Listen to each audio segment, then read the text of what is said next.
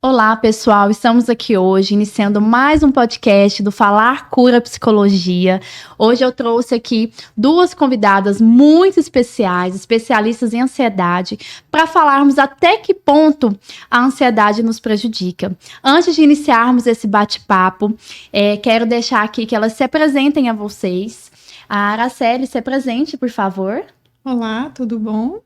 Eu sou a Araceli. Sou formada em psicologia, tenho pós-graduação em terapia cognitiva comportamental. A terapia cognitiva comportamental é a abordagem que eu escolhi para trabalhar, Sim. né? É a linha de raciocínio que eu me identifiquei com ela. E dentro dela eu fiz a especialização. E o meu TCC eu fiz juntamente com a minha colega Dandara, né? A Dandara, que está aqui hoje com a gente também. Maravilhosa. Ela me acompanha desde a graduação, na pós-graduação e em vários trabalhos que eu faço, né? Minha companheira. E o nosso tema de TCC foi esse, né? Foi ansiedade, né? Generalizada. E aí nós escolhemos esse tema por ter conforto, liberdade e sabedoria para estar falando dele, né? Teve ali, né, muita pesquisa, muito conhecimento, muito estudo, então por isso que eu falei aqui para vocês. Temos aqui hoje duas especialistas que vão saber realmente o que elas estão falando, trazendo conteúdo de qualidade, de uma forma descontraída, num bate-papo bem bacana, bem tranquilo. Dandara, se apresente para o pessoal também. Olá, meu nome é Dandara, sou psicóloga, tenho especialização em terapia cognitivo-comportamental, inclusive eu e a Araceli também fizemos junto. Parceira, gente, sim. Trouxe aqui hoje duas parceiras. Minha parceira. Também tenho especialização em psicologia hospitalar, eu atuo tanto na clínica quanto também na área hospitalar. E agradecer, né, por ter essa oportunidade, a gente poder falar sobre esse assunto tão relevante, né, Bruna? Sim. Então, temos aqui duas pessoas de peso, né? Vou estar compartilhando esse bate-papo. Agradeço muito, meninas, por terem aceitado aí o convite, disponibilizado um tempinho na agenda de vocês, que eu sei que é muito corrido, né? Para estarem aqui hoje. E para quem ainda não me conhece, vou estar relembrando, né, me apresentando aqui um pouquinho também. Né, eu sou a Bruna, sou psicóloga de orientação psicanalítica, sou proprietária do Espaço Falar Cura Psicologia. Agora estamos aí com o programa do podcast Falar Cura e estou especializando aí em psicologia perinatal e da parentalidade, né, que envolve aí o gestar e o maternar. E criei aqui esse espaço para que a gente possa ter um canal de fala para além do consultor. Espero que a gente possa, de fato, ajudar você através desse canal aqui. Então, já que vamos falar sobre ansiedade, que é um tema muito falado, todo lugar que a gente vai hoje em dia a gente escuta. Ah, eu tô ansioso. Ah, eu tô ansioso. Nossa, tá tudo muito corrido. Nossa, é muita cobrança. Nossa, estou preocupado.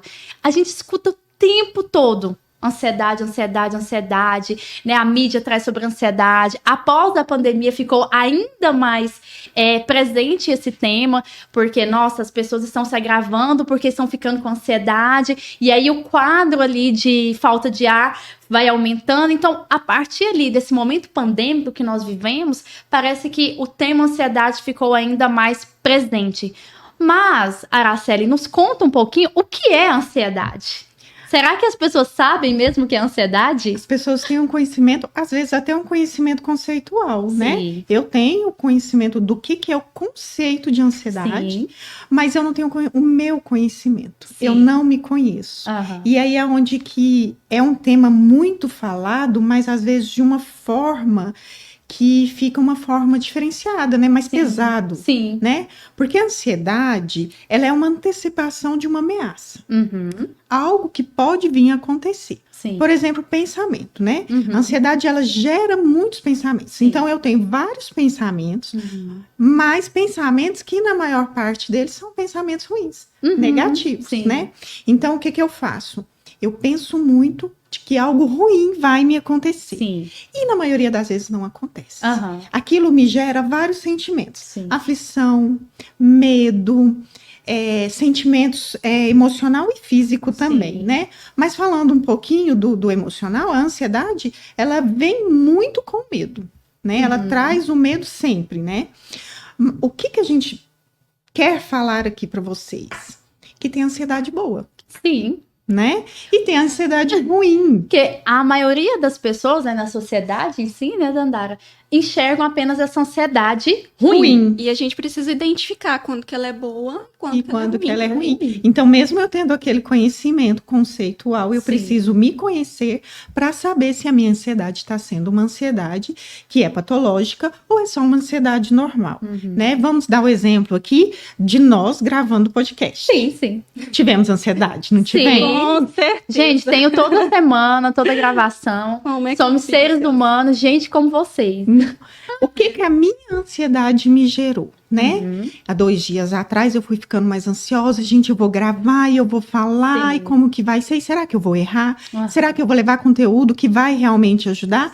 Aquela ansiedade me gerou um estímulo a estudar mais. A estudar mais. Né? Me gerou medo? Claro. Né? Eu tive medo de errar, então eu fui lá e estudei mais. Então foi um medo que me gerou estímulos para melhorar, uma ansiedade que me gerou estímulos para melhorar.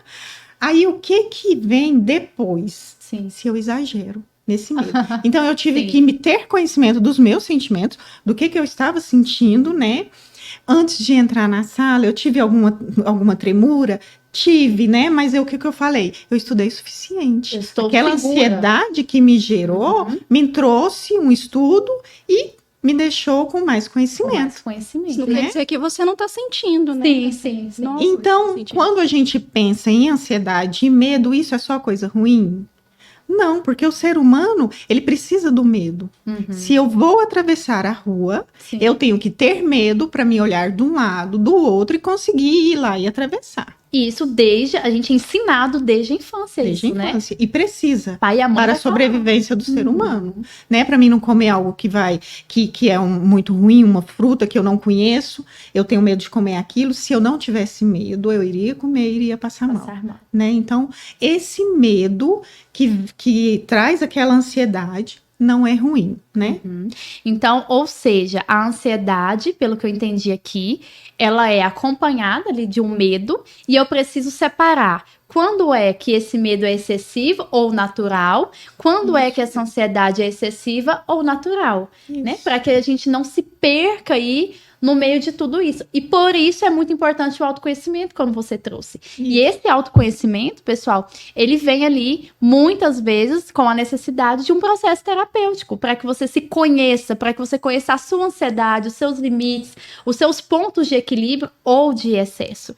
Mas me conta mais um pouquinho, você trouxe aí, né, que tem um momento em que a ansiedade é ruim e que a ansiedade é natural. Mas quando essa ansiedade se torna uma doença?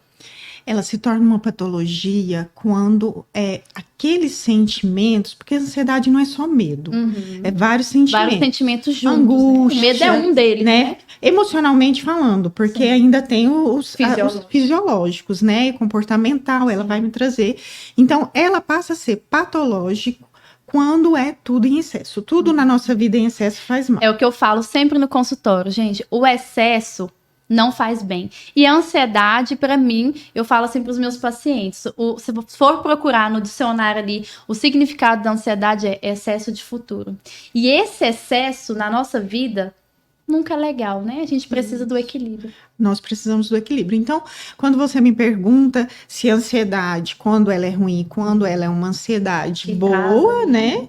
Ela é ruim quando ela tem excessos, né? E nesse caso, né, Araceli, a pessoa que tem essa ansiedade em excesso, a ponto de se tornar patologia, a pessoa deixa de sair, deixa às vezes de fazer uma entrevista.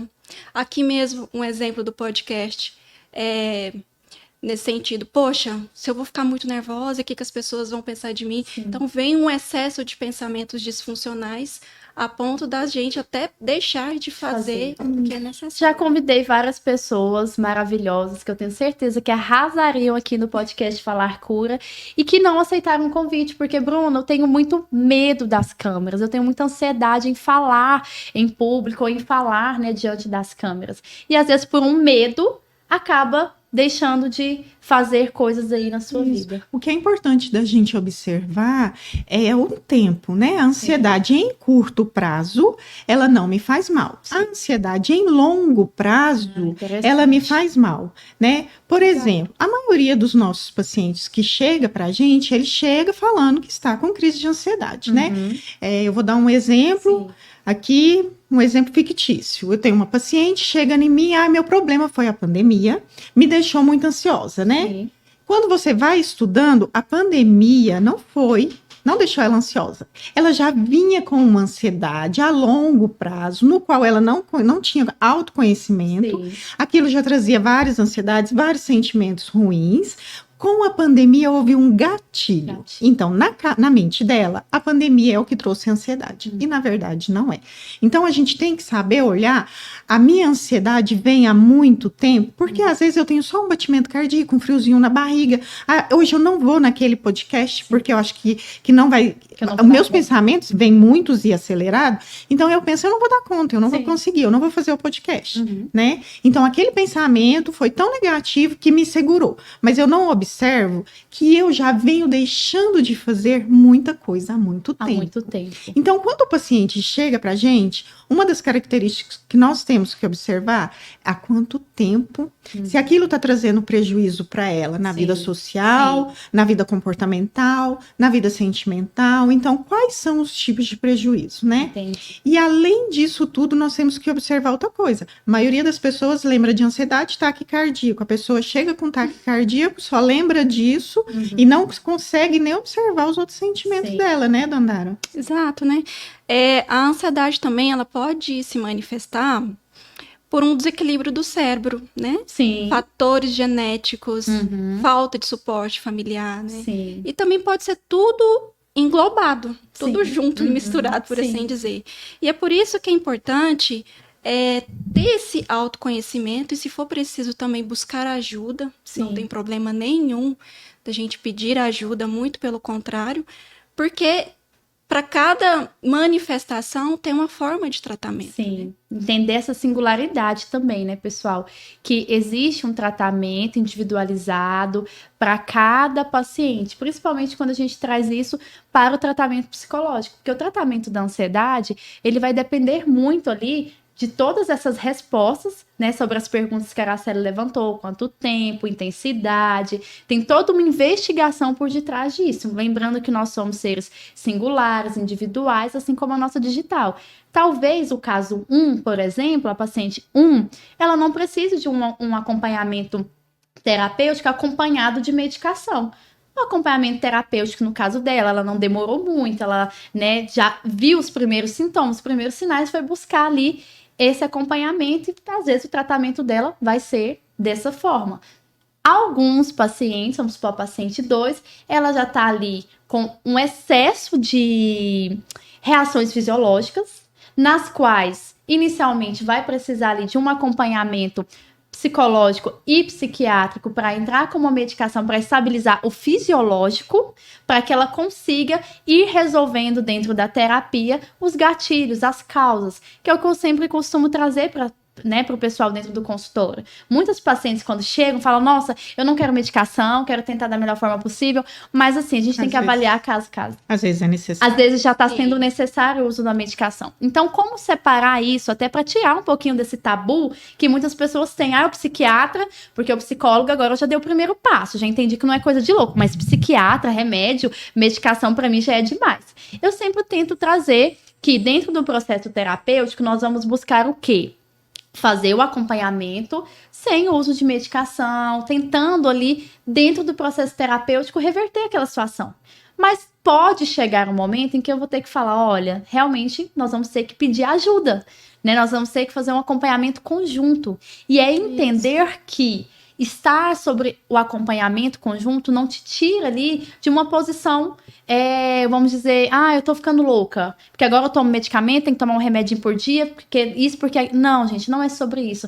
Você está buscando uma vida com qualidade. Você está buscando controlar. Essa é a importância, né, Bruna, da gente estar trabalhando com outros profissionais. Sim. Né? Porque não é porque eu não quero remédio ou eu não gosto. E hoje em dia está muito na moda a pessoa querer tomar remédio. Sim. Sim, ainda tem isso também, tem esse outro lado. Tá no modismo. Eu tô tomando meu remedinho, já tomou o seu hoje?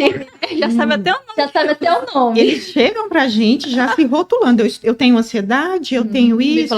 Bipolaridade, eu estou tomando tal medicamento, então eles já chegam assim. E quando fala assim, tô tomando medicamentos que a minha amiga toma, aí eu tô tomando também. Sim. Então, a importância de nós termos uma visão de que a gente não trabalha sozinho. Sim. A pessoa chega para mim com taque cardíaco, eu preciso encaminhar ela primeiro para um cardiologista, entendeu? Para mim tirar toda aquela parte fisiológica. Não, então não tem problema cardiológico. Então, eu vou trazer, então, para o emocional, né? Aí a gente vê o que está acontecendo. Isso. E o contrário também, porque às vezes a gente chega com um paciente, ele fala que está com ansiedade e não é ansiedade, é um problema cardiológico, né? Então, a importância da pessoa se conhecer fisicamente, emocionalmente e saber que quando ela vai fazer um tratamento, não é só com um profissional. Sim. E não rotular tudo a ansiedade, né? Tudo porque que eu estou sentindo. Como ficou algo muito falado, como a gente trouxe aqui no início, meio que banalizou, né? A ansiedade todo mundo tem, quem não está ansioso hoje, tal. Acaba esquecendo de fazer essa separação. Peraí, até que ponto é uma ansiedade? Até que ponto também a ansiedade não me gerou outros problemas? A gente vai falar um pouquinho disso mais à frente. Mas saber separar, entender assim, que nós temos um corpo, uma parte fisiológica, nós temos uma parte emocional e que temos trabalhos e formas diferentes de cuidar de cada um. Então, temos profissionais especializados para cada parte. Isso. O emocional, vamos trabalhar lá na terapia, né? Que é o que vai causar... O que é a causa da ansiedade? O que é os gatilhos? O que tem na sua história de vida que te faz ter esse comportamento, que te faz ter essa insegurança para gravar um podcast, para dar uma entrevista, para apresentar um trabalho na faculdade? De onde isso começou? A gente vai trabalhar ali no consultório a causa. Qual é a causa da sua ansiedade? E iremos trabalhar também, dentro do acompanhamento ali com o psiquiatra, a questão das reações fisiológicas. A gente chega e fala, Bruna, já tive casos clínicos no qual o paciente travou o corpo, enrijeceu isso aqui tudo, não conseguia falar. Paciente que perde a voz, fica sem voz, é um sintoma da ansiedade dele. E aí, nesses casos muito agravados, a gente tem que chamar a ajuda ali do nosso colega, né, profissional psiquiatra, para intervir com a medicação para estabilizar o fisiológico, para a gente depois estabilizar o emocional. E aí, conforme for o tratamento, ambos profissionais vão conversando, vão trabalhando para que você consiga talvez nem precisar mais dessa medicação. Apesar de que tem caso e caso. Tem casos que a medicação permanece. E é tão séria essa questão. Uma de cada vez, vamos lá. Gente, hoje nós temos assunto demais para falar aqui. É que eu ia falar, Dandara, chegando nessa parte de que depois que você se conhece, que depois que você sabe as suas emoções e você procura a ajuda de um profissional, e aí sim você é diagnosticado com um transtorno de ansiedade generalizado. E dentro desse transtorno tem muitas características que nós vamos sentindo, emocional, fisiológica, né? E aí eu gostaria de ouvir um pouquinho da Dandara, porque a Dandara nessa parte ela é maravilhosa, tem um conhecimento, né? Tem um conhecimento maravilhoso. O que você fala pra gente? Como que é essas características? Sim, muita gente pergunta, inclusive, quando eu fiz o levantamento sobre os temas do podcast, a gente falou quando que vai sair lá um podcast sobre ansiedade, porque tem muitas pessoas que têm dúvida sobre esse ponto que a Araceli trouxe, da ansiedade ali natural, da ansiedade que se torna patológica e da ansiedade quando se torna de fato ali uma ansiedade generalizada, né? Então, explicar até esse nome para as pessoas também. Sim. É interessante que a ansiedade, se ela não for cuidada, sim, ela pode sim se tornar um transtorno. Sim. Né?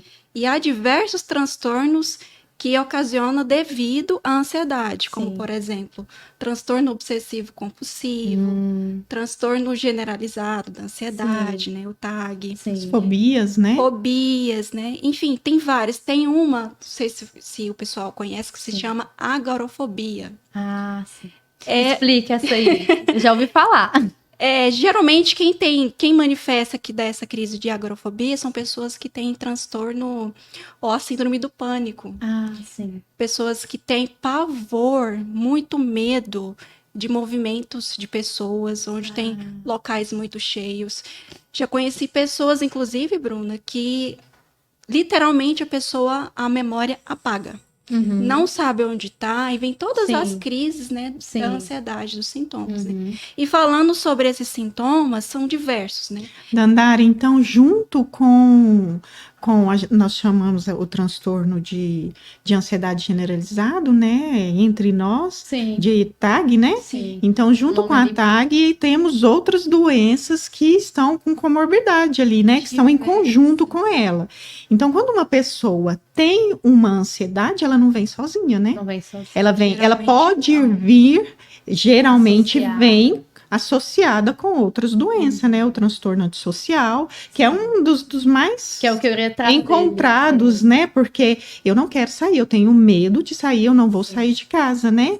E aí, então, junto com a ansiedade, eu vou ter outros transtornos, e nunca é igual para cada um tem uma forma diferente. O que é mais igual, então, é essas características que você vai falar pra gente. Isso, e é importante a gente saber identificar quais são as reações que se manifestam. Por exemplo, a parte fisiológica, física, né? Dermatite, né?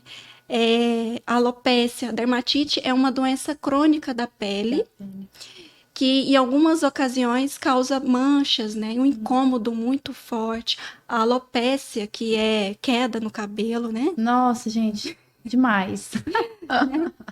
Taquicardia, né? Bastante conhecido aí. Que é a aceleração, né, dos batimentos cardíacos, hipertensão, dificuldade respiratória. E falando em dificuldade respiratória, é importante a gente saber identificar esses sintomas. Geralmente, quem tem esses sintomas, esses sinais, são as pessoas que têm o síndrome do pânico. E se você tiver algum conhecido ou pessoas que têm essas manifestações, leve ao pronto-socorro, porque ela tá sentindo, é real, é de verdade. O corpo dela tá reagindo para uma possível fuga, uma possível sentimento de vontade de lutar, né? Eu costumo brincar, o seu corpo tá pedindo socorro, porque você às vezes não tá conseguindo lidar com aquelas emoções, e o corpo, ele começa a dar respostas, ele começa a dar sinais. E chega um momento que ele fala, socorro, precisamos buscar ajuda. E é sobre esses sinais, sobre essa busca de ajuda, que é interessante e importante, cada pessoa saber identificar. Como a Dandara trouxe aqui, vários sintomas fisiológicos que podem ser uma resposta de uma ansiedade. É claro que primeiro, como a Araceli trouxe, nós enquanto profissionais, vamos falar, opa, vai lá, descarta todos os sintomas fisiológicos, vai no cardiologista, né? Vai no dermatologista. Se nesse caso for preciso, for uma crise de última hora que a pessoa teve ali naquele momento, vai no pronto-socorro. No pronto-socorro mesmo, na emergência, né? Isso, né? Então, tem vários sintomas. Nesse caso, que a pessoa apresentou algum desses sintomas, e às vezes a gente não sabe o que dizer, ou o que falar, como ajudar, somente a presença é o suficiente, às vezes, nesse caso. Né? Segurar a mão ali da pessoa, às vezes não ficar perguntando, mas aí, como é que tá? Você tá bem? O que você tá sentindo? Não, fica calmo, fica calmo. Olha aqui, gente. Aí que a pessoa fica mais A pessoa nervosa. fica muito. Então, se você está diante de uma pessoa que está com crise de ansiedade, ou que está ali, né, até com uma crise de pânico, que seja, você viu que ela não tá bem ali emocionalmente naquele momento, se você não sabe ali ao certo o que fazer, o que falar, pegue na mão dessa pessoa, esteja presente, fala assim, olha, eu estou aqui, tá tudo bem. O que você precisa? Você quer que eu faça alguma coisa? Né? Às vezes aquela pessoa vai falar só assim, me leva pro médico, ou então me deixa sentada aqui um pouco, segura a minha mão, né? Tudo então, isso que você disse, Bruna, não precisa ser um profissional. Não precisa, né? A gente pode muito bem dar esse suporte, igual eu disse. Às vezes a gente fica tão apavorado diante da situação, da crise que a outra pessoa teve, que não sabemos o que fazer. Mas a presença ali, saber que a pessoa pode contar com alguém, alguém naquele momento, é fundamental. Eu Estava lendo um artigo, né? Sim. Me preparando para vir para cá. Minha ansiedade me fez preparar, né? Fez estudar mais. Fez estudar mais. O medo de errar, né? Eu fui lá, Sim. estudei. E aí, nesse artigo, falava que a ansiedade, para ela ser gerada, nós temos, quando é a crise, não é a ansiedade em si. Quando temos crise de ansiedade, que para essa crise ser gerada, tem a falta de ar.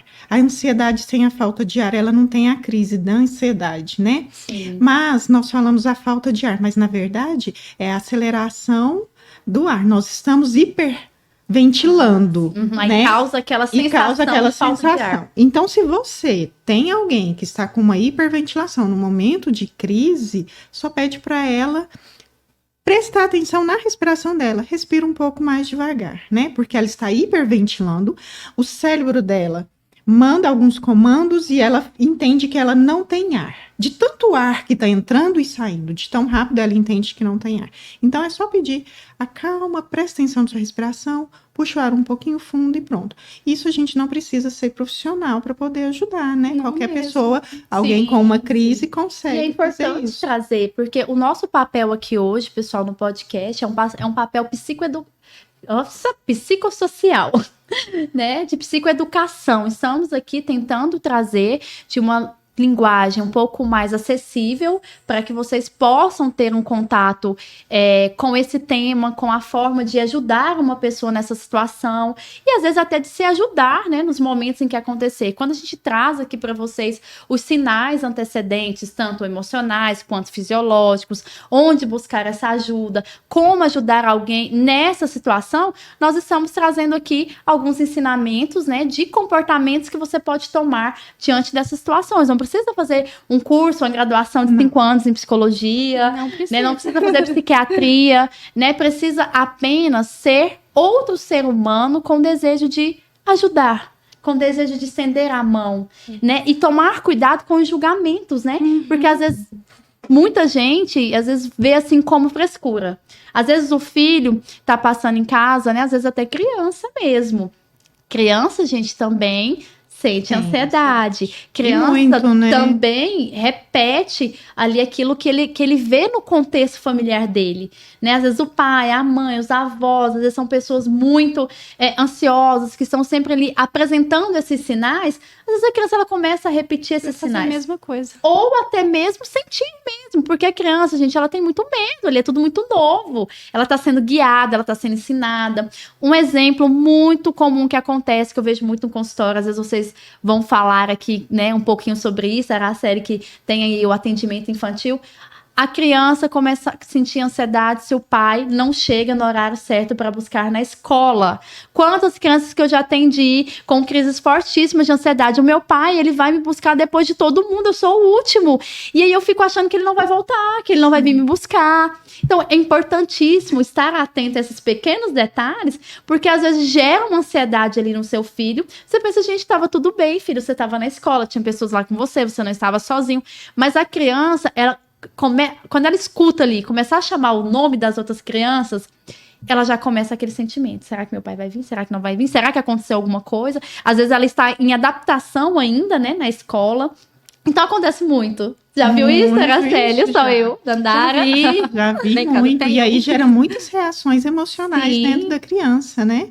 A Dandara é muito boa também para estar falando das reações emocionais e cognitivas, que essa ansiedade, tanto em criança como em adulto ou idosos, né? O que é diferente no nosso atendimento ali dentro da clínica, né? Na clínica, de uma ansiedade. A ansiedade é igual para todo mundo.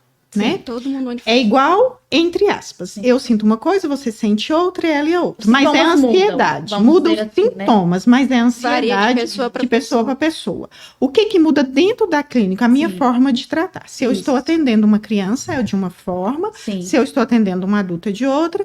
E um idoso é de outra. A minha forma de tratar. A emoção, são muitas emoções parecidas, né, Dandara? Sim. Inclusive, voltando mais um pouquinho sobre as reações, tanto cognitivas quanto comportamentais. Vou falar um pouquinho sobre as comportamentais. Ótimo.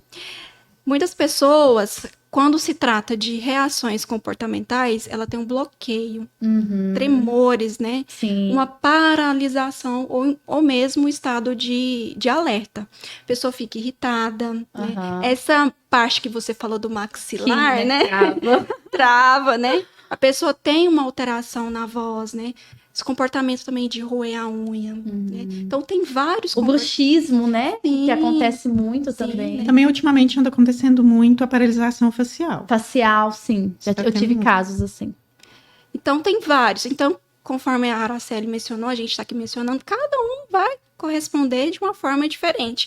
Por exemplo, nas reações cognitivas, a alteração no modo como a pessoa processa a informação, uma preocupação excessiva, sabe aqueles pensamentos ruminantes? Sim. Fica ruminando, aí tem um pensamento, gera um sentimento, esse sentimento vai gerar outro pensamento em cima daquele sentimento. Então, fica uma obsessão, fica aquele pensamento ruminante a ponto de alterar e a maioria o sono negativos, né, Dandara? Memória, né, também altera bastante a memória, né. Também a pessoa tem essa questão de evitar situações para não se expor, né, que a questão social também tem muito disso, né. Então, são vários. E é importante, sim, a pessoa poder conhecer qual parte que a ansiedade dela está se manifestando com mais intensidade, né? Porque para cada situação, para cada comportamento, por assim dizer, da ansiedade, tem um tratamento adequado. Sim. Né? E é aquela questão, né? A singularidade, ela vai caber em qualquer tipo de assunto, né? Quando se fala ali do acompanhamento terapêutico, né? Sempre a depressão. A gente não vai tratar o transtorno de depressão da mesma forma para todo mundo. Assim como a ansiedade. Tem casos que, às vezes, a pessoa ela acredita que é ansiosa demais, que tem ali, eu preciso tomar remédio e aquela coisa toda. E, às vezes, ela chega lá, a gente... Não é isso tudo. Calma. A gente pode usar um exemplo, Bruna. Adolescentes, né? Adolescentes. Quando estão no período de vestibular, principalmente no 2º, 3º ano ali, eles entram num momento que nós temos que deixar importante, de ansiedade. É um momento, né? Sim. Tudo é momento, que nós temos que parar para pensar isso. Então, esses adolescentes entram neste momento de ansiedade. Às vezes ele come mais, às vezes ele come menos, às vezes ele perde o sono, às vezes ele dorme demais. Ou excesso aí, né? Então, cada um tem uma reação física, comportamental e cognitiva. Cada um tem uma reação, né? Então, aí a gente consegue separar bem de quando a ansiedade é uma ansiedade normal. E de quando ela é patológica. Sim. Aquele adolescente que passou por esse momento, ele teve medo, ele teve angústia, ele teve perda ou excesso de fome, de sono, né? Mas passou o vestibular, passou as provas e aquele momento de ansiedade também passou. Não foi patológica. Ele pode ter tido crises e momentos ansiosos. Quando ela é patológica? Quando ela ainda continua. Aquele momento que levou aquela ansiedade não passou para ele. A pessoa não conseguiu sair daquilo ali. Não. É por conta do vestibular. O vestibular passou, continua apresentando aqui sinais comportamentais fisiológicos de taquicardia, de sudorese, né, da questão da hiperventilação que causa a falta de ar. E eu não tô sabendo. Muita gente chega também falando o seguinte: eu não sei porquê, do nada eu tô sentindo isso.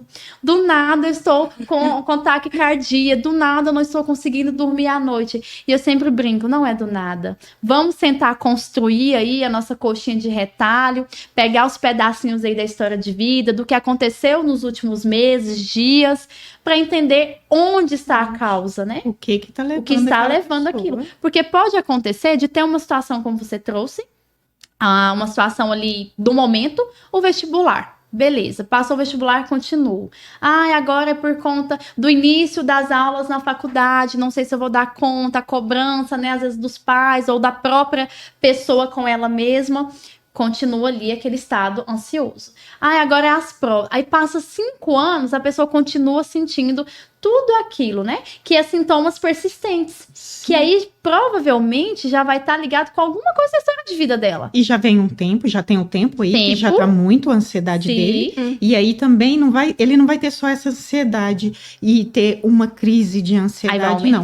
Aí ele vai tendo outros problemas, né? E aí é onde a Dandara também trouxe, você também trouxe, né? Então vem a comorbidade com outras coisas. Eu vou deixando de fazer várias coisas. Eu tô tendo um prejuízo no meu dia a dia. Às vezes eu deixo de trabalhar, às vezes eu deixo de ir na faculdade, né? Sim. Então, nessas pequenas observações, eu tenho que me observar, eu tenho que me conhecer e saber a hora de procurar uma ajuda. Ali dentro da clínica, ali dentro, na hora da terapia, o terapeuta vai observar tudo isso. E aí ele vai saber se aquilo é só uma ansiedade, se tem ali um transtorno, se tem vários transtornos ou não. Sim. Muita gente pergunta, né? Fica um pouco na dúvida entre vários transtornos que a gente tem, e muita gente traz a questão da depressão, né? Chega muito para mim essas perguntas. Todo mundo que tem depressão tem ansiedade? Todo mundo que tem ansiedade tem depressão? Todo mundo que tem um transtorno de bipolaridade vai ter ansiedade?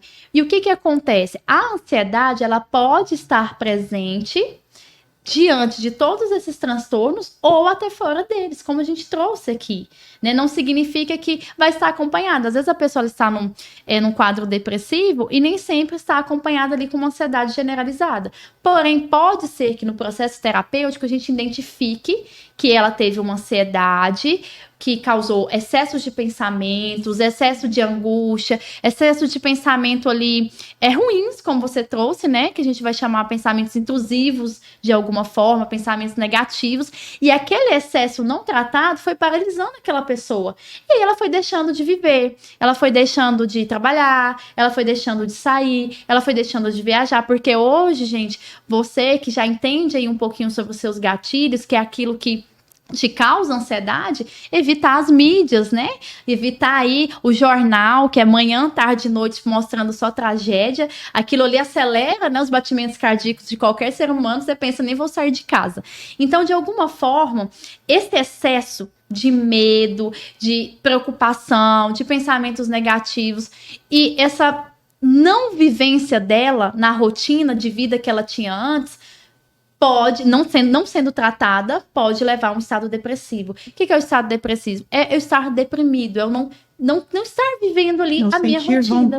Não sentir vontade de sair, de viver. O choro intenso, né? A pessoa começa ali, eu tô com angústia, tô chorando, porque todo aquele excesso de pensamento negativo gera uma angústia. Aquele excesso de medo gera uma angústia. Então, a ansiedade não tratada, ela pode levar a vários outros quadros. Seria mais ou menos isso a visão de clínica de vocês também? Ela pode levar, mas não quer dizer que sempre vai, que é o que eles sempre questionam. Vai estar acompanhada. Uma acompanhada da outra. Sim. Não é assim. Cada indivíduo tem uma forma de sentir, uma resposta, e às vezes aquele indivíduo pode ter, às vezes não. Meu vizinho, ele é ansioso e também tem síndrome do pânico. Eu estou com ansiedade, eu vou ter? Não quer dizer que não. Pode ter, mas não. E essa questão que a Araceli mencionou é tão interessante, a questão das mídias sociais. Sim. Eu já tive casos, né, de pessoas me mandar mensagem na própria rede social. Sim. Tá vendo? Eu tenho isso daqui. E foi mandando um monte de vídeos com relação àquele tema. E aí eu orientei, tá buscando a ajuda de um profissional, de um médico, né, nesse sentido, e foi diagnosticado com outro problema, né? Então é a questão da rotulação, né? A pessoa às vezes pega aquele problema como se fosse dela e gerando também toda uma ansiedade. Muito problema. Eu também já atendi muitos pacientes, principalmente os adolescentes. Sim. Porque tá bem na moda, né? Os adolescentes desse assunto. Sim, mas por que eles chegam mais se rotulando? Porque eles têm mais conhecimento no celular. Sim. Então, ali na mão deles, eles têm uma ferramenta de estudo, quando eles querem, né? Sim. E aí eles vão lá e pesquisam e olham as reações, né? Eu tenho isso, eu sinto isso, então eu estou com ansiedade. Eu estou com uma síndrome do pânico. Eu já tive pacientes, adolescentes, que chegou no consultório e falou, eu tenho isso porque eu tô sentindo... Gente, ele parecia Escreveu tudo, ele parecia o DSM completo. ele sabia tudo. Eu falei, meu Deus, a pessoa fez psicologia, eu não tô sabendo, né? E aí já foi falando, Chega eu tenho isso informação. porque eu estou há tantos dias assim, porque eu tô assim, porque eu tô assado, porque eu li assim, né? E não era o que ele tinha, igual foi no seu caso. Ou, às vezes é até o que ele tem, e outras vezes do sono, a pessoa não dorme, eu estou com paralisia do sono, e descreve aquilo, tudo. E você vai ver, não é assim, a pessoa não tem paralisia do sono, ela leu lá e já acha que é. Então, é muito importante, na nossa área, nós como psicólogos, nós não fazermos diagnóstico precoce, Sim. porque muitas pessoas já chegam se rotulando, e às vezes a gente faz um diagnóstico, a pessoa sai de lá completamente rotulado, e tudo que vai fazer na vida, ele fala assim, eu não posso, porque eu sou TDAH. Eu sou bipolar, não posso. Eu sou bipolar, não posso. Eu fiz isso porque eu sou TDAH, eu sou né? assim por causa eu não disso. sou assim porque eu tenho bipolaridade. Mãe, eu tirei nota baixa porque eu sou TDAH, eu tô tomando remédio para TDAH, então eu sou... Ele se rotula e ele coloca as responsabilidades naquele diagnóstico que ele escutou. Importantíssimo isso que você trouxe agora, Araceli, principalmente porque hoje tem tido muito diagnóstico infantil, precoce, né? Muitas crianças, principalmente, né? Eu tava também, como você, estudando, ali a minha cidade onde eu estudar, mas estamos tendo aí muitos casos, até a psiquiatra que, né, é parceira minha de acompanhamento, de tratamento, esteve postando esses dias o quanto tem chegado diagnósticos de TDAH no consultório, de crianças e adolescentes com TDAH. Tá muito, né? TDAH e o TEA, né? E o TEA. Transtorno então, assim, do autismo. É entender, pessoal, que o diagnóstico não significa que ele vai ser o seu amuleto. Muita gente pega o diagnóstico como amuleto. Eu tenho crise de ansiedade generalizada. Por isso que eu sou assim. Por isso que eu sou assim. Vocês têm que ter paciência comigo. E principalmente a criança, ela precisa ser explicado para ela o que ela está passando, o que é aquilo. Porque muitas vezes é só jogado lá na criança. Você tem que tomar esse remédio, você tem TDAH, é por isso que você é agitado, é por isso que você não aprende na escola, é por isso que você é desse jeito.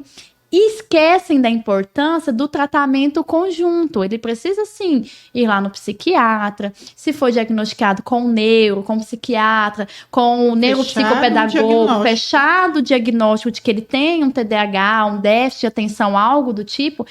Essa criança, ela merece ter uma linguagem, né, ali acessível para que ela entenda tudo aquilo que ela está passando. Porque todo esse processo, até que tudo isso seja fechado, gera muita ansiedade, gera medo. A criança às vezes não sabe se aquilo é bom, se aquilo é ruim, se os pais estão felizes com ela ou não. Já recebi muitas crianças que chegaram no consultório totalmente assim, perdidas. Eu não sei se é bom, se é ruim. Na escola a professora reclama, em casa meu pai fala isso, em casa minha mãe fala aquilo, a minha avó fala que isso é coisa de louco, que agora eu tenho que tomar remédio. E eu fico sem saber o que é o certo, o que é o errado. E o que você pode oferecer para essa criança? Um tratamento adequado, um tratamento terapêutico. É onde entra o profissional psicólogo para ensinar essa criança a como lidar com esse diagnóstico, para ensinar esses pais, através da orientação de pais, a como lidar com esse diagnóstico e a como mostrar para essa criança que ela tem uma vida normal, que ela pode viver uma vida tranquila, que ela só precisa fazer um tratamento. Porque quando a criança tem ali um problema de coração, cardíaco, né, vamos dizer assim, ela tem que tomar uma medicação e a família não fala tanto sobre aquilo. Você tem que tomar uma medicaçãozinha, tem que fazer esse tratamento, tem que tomar cuidado com isso e com aquilo. Quando vem falando de um transtorno ali, né, emocional ou fisiológico ali, que leva para, né, um diagnóstico, dentre esses que a gente falou, a família faz um alvoroço, né? O pai fala uma coisa, a mãe fala outra coisa, a criança fica perdida, a escola vem e fala mais um monte de coisa. Às vezes não temos ali pedagogos preparados para aquela situação também e vira um alvoroço. Eu não sei como que é para vocês, mas para mim a maioria das crianças chegam no consultório é o que elas ouviram dos adultos. Sim, elas repetem. Os pais, nós pais, né? Um comportamento nós aprendido, temos, né?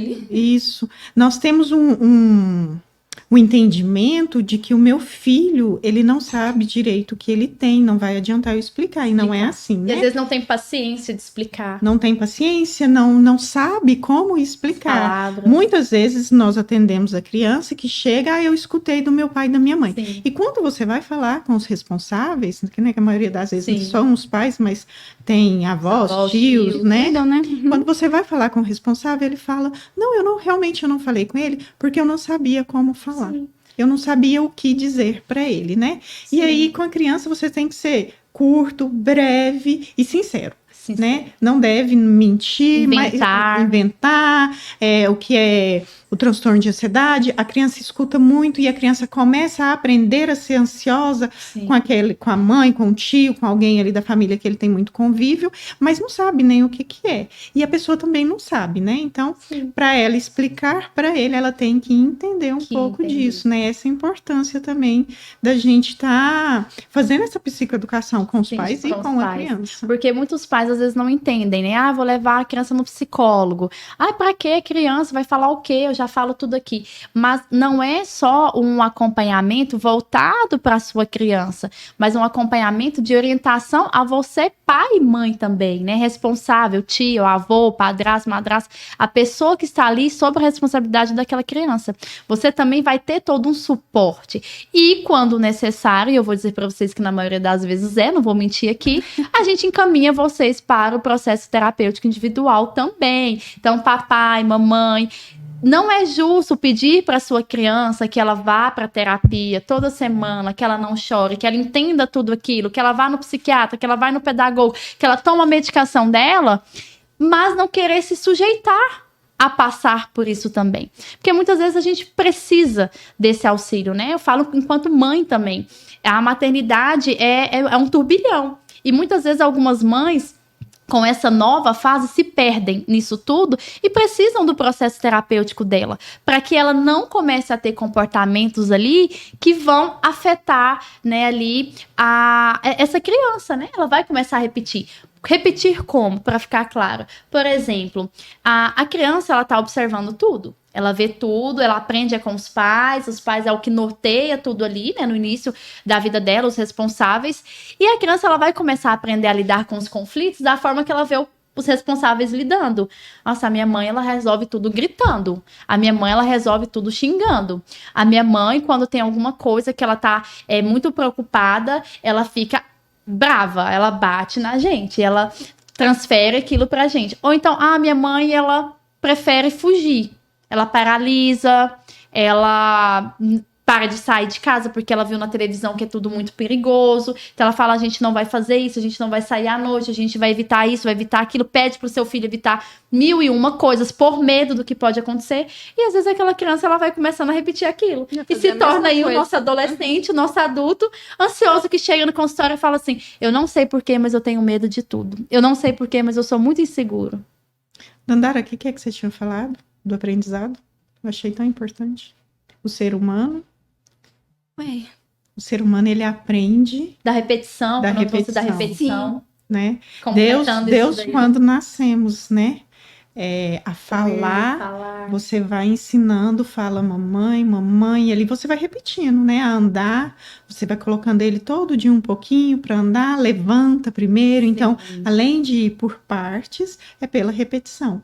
E aí nós temos às vezes, mania, né, de conversar perto das crianças e achar que eles não estão ouvindo. E ali gera uma ansiedade na criança. E ele não sabe explicar, Sim. né, por que eu estou ansioso.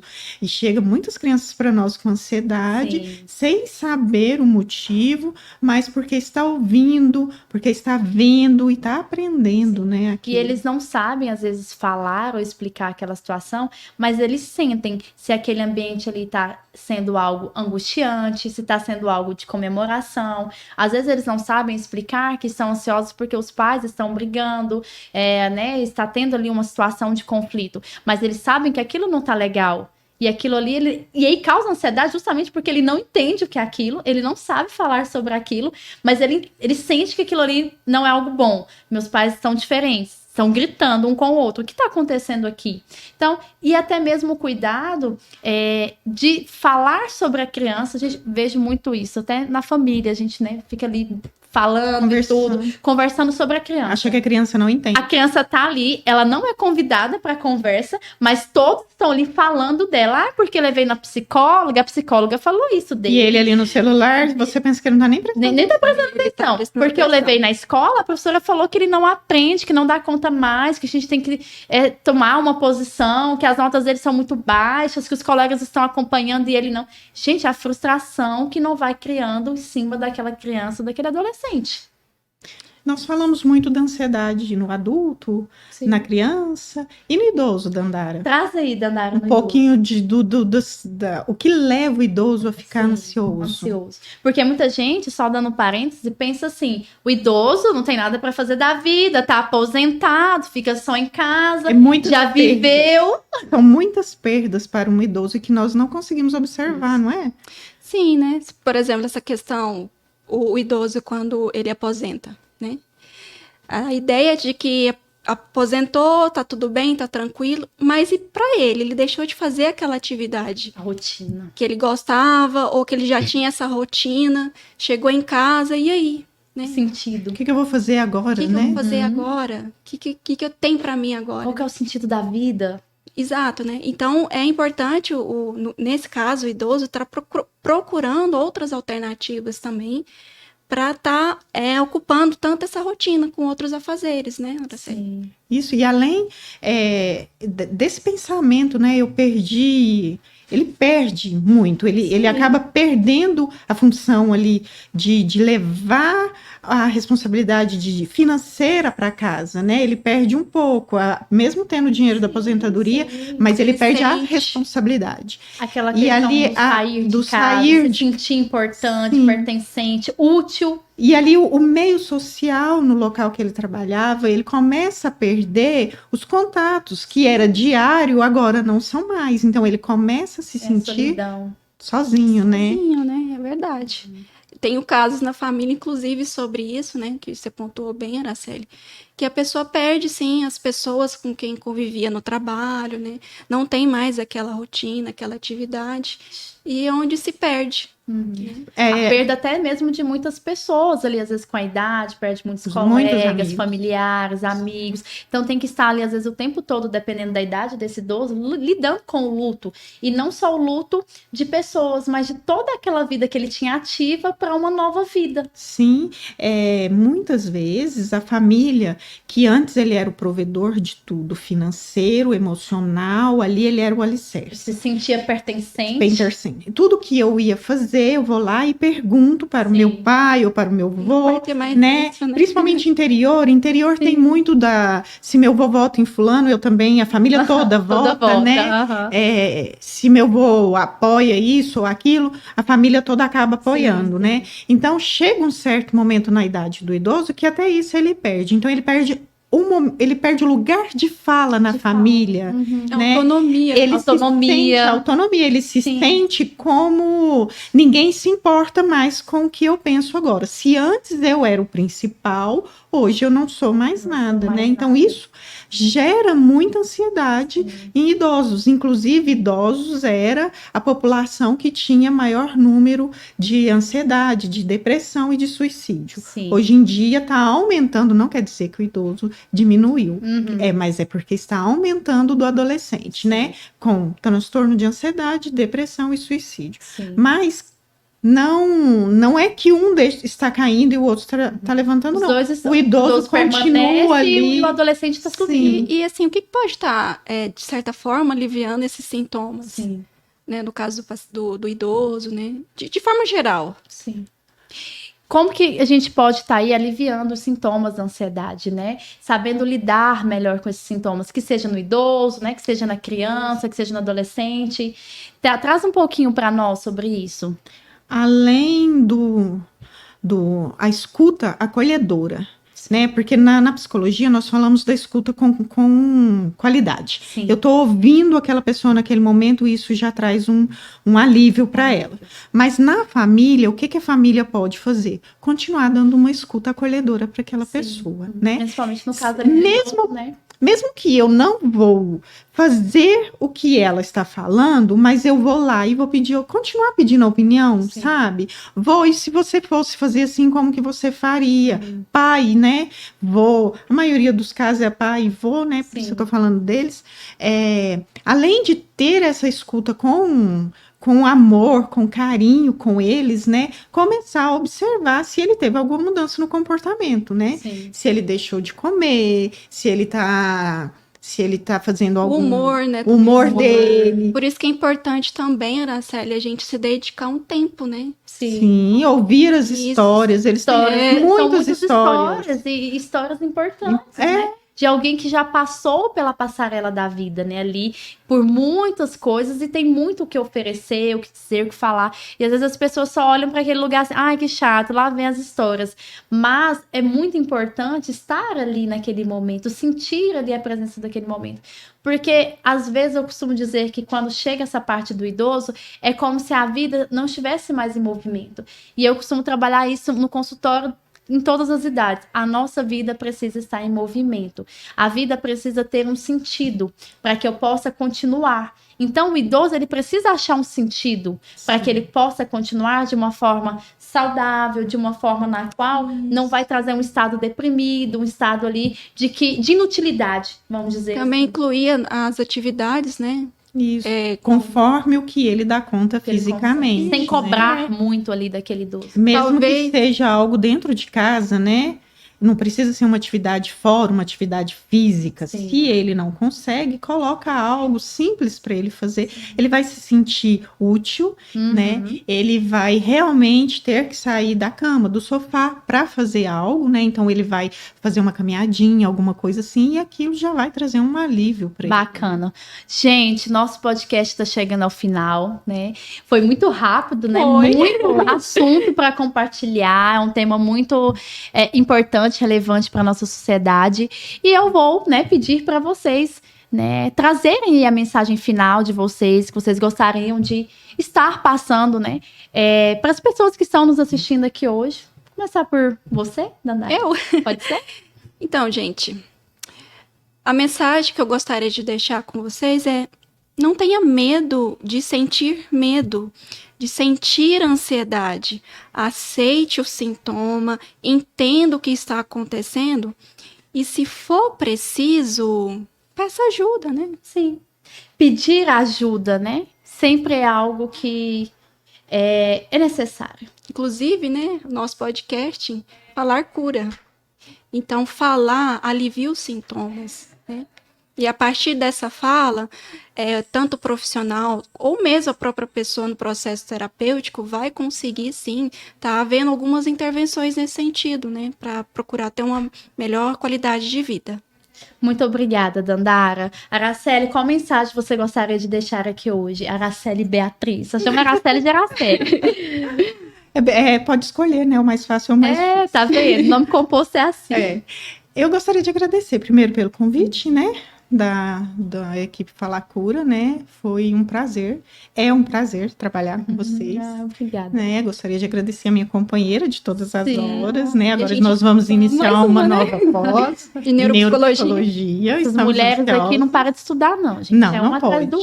Quem gosta de psicologia tem que gostar de estudar e ler, né? Aí.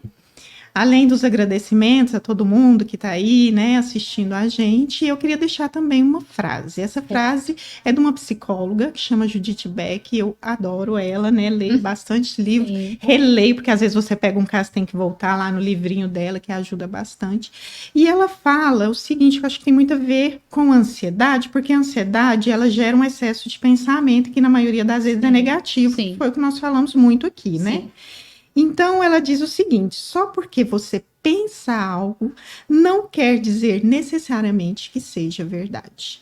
Então, nós geramos muitos pensamentos e nem todos vai acontecer ou é verdade. E quando nós geramos esses pensamentos, nós ficamos muito presos quando ele é negativo. Eu vou deixar de fazer muitas coisas, né? Então, eu achei essa frase caberia muito bem aqui no nosso assunto e eu queria agradecer de coração todo mundo. Resumiu muito, parabéns, Araceli. Eu acho que essa frase, né, diz muito do que a gente trouxe aqui. Então, quero agradecer também a presença de cada uma de vocês. Quero agradecer a vocês que estão aí nos assistindo. Então, não deixe de compartilhar esse conteúdo, de comentar.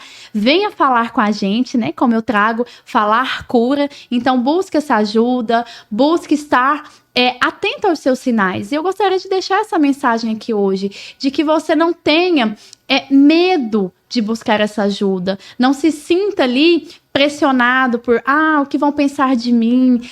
Mas se eu buscar ajuda psicológica, a minha família, os meus amigos vão me julgar. Ao mesmo tempo que tem sido muito falado e virado moda isso, também ainda temos muito tabu, muita gente que tem medo de chegar ali no consultório, que tem medo de pedir essa ajuda. Então, entenda que pedir ajuda nunca é demais. Então, esse foi mais um episódio do podcast Falar Cura Psicologia. Sim.